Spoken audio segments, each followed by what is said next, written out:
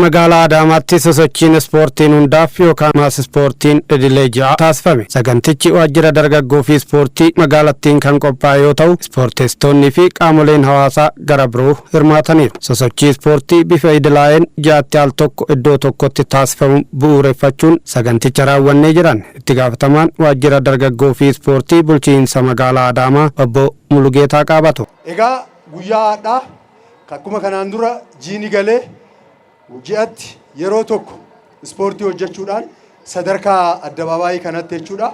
Achaas gamana garuu maatii keessatti manatti kutaalee magaalaatiif aanolee biratti akkuma kabajaa jirru asitti immoo ji'a keessatti guyyaa tokko addabaabaayii kanatti baanee waliin kabajaa jiraachuun keenya waliin ispoortii hojjechaa jiraachuun keenya ni beekama jechuudha.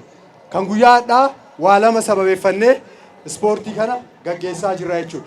Inni tokkoffaan akkuma beekamu akka mootummaa naannoo Oromiyaatitti aadaa keenya gama hundaanuu qabnu bu'uurarraa jijjiiruudhaan misoomaa fi nageenya akkasumas badhaadhina waloo keenyaaf oolchuu qabnaa mata duree jedhuun akka biyyaatti akka naannootitti aadaa keenya bu'uurarraa jijjiiruudhaaf hojii guddaan hojjetamaa akka jiru ni beekama. Nullee akka maatii ispoortiititti sagantaa kana sababeeffachuudhaan aadaa uummanni keenya ispoortii hojjechuu ganama sochii taasisuu addabaabaayyitti bahee manatti carraa argate hundatti taasisuu isaa garan fooyyessuudhaan cimsinee bu'uurarraa adeemsa fayyummaa keenya ittiin eegnu jijjiirree akka hojjechuu qabnu itti yaadamee kan qophaa'e akka ta'e hubachuun baay'ee barbaachisaadha jechuudha. Karaa biraatiin ayyaana addunyaa dubartoonni biyya kanaaf maatii tokkoof jireenya jijjiirama waliigalaatiif maal akka ta'an ni beekama jechuudha. Ayyaana dubartoota addunyaa maarcheetii sababeeffachuudhaan akka maatii ispoortiitti dubartoota keenya obboleewwan keenya hawwatii keenya dhiibbaa karaa adda addaatiin irra gahurraa ittisuudhaan nageenya isaanii mirkaneessinee misooma irratti akka guutuu ta'aniin hirmaatan taasisuudhaaf itti qophoofne. Hawaasa fayyaalessaa fi sochii guyyaa guyyaan bu'a qabeessa ta'e uumuuf ispoortiin shoora olaanaa bahata kan jedhan obbo Mulugeetaan hundumtuu sochii qaamaa idilaa'e akka gaggeessu dhaamaniiru.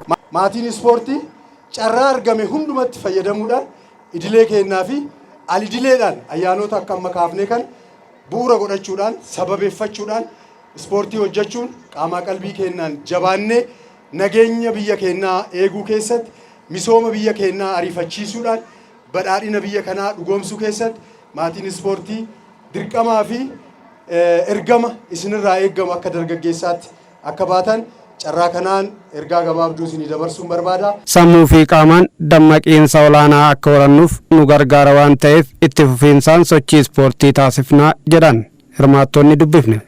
Maqaan kiyya Naaflee Margaa jedhama.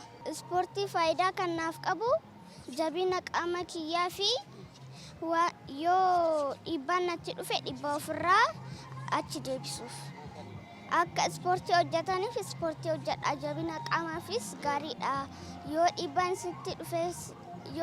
isinitti dhufes dhiibbaa sana ofirraa balleessuu dandeessu jedha. Faayidaan ispoortiif qabu fayyaadhaa fi jabina qaamaa fi yoo midhaan tokko natti dhufe akkanii ofirraa dabarsuun godha. Dhugumaa sooftaanaan ispoortii irratti faayidaan arge faayidaa hedduudha.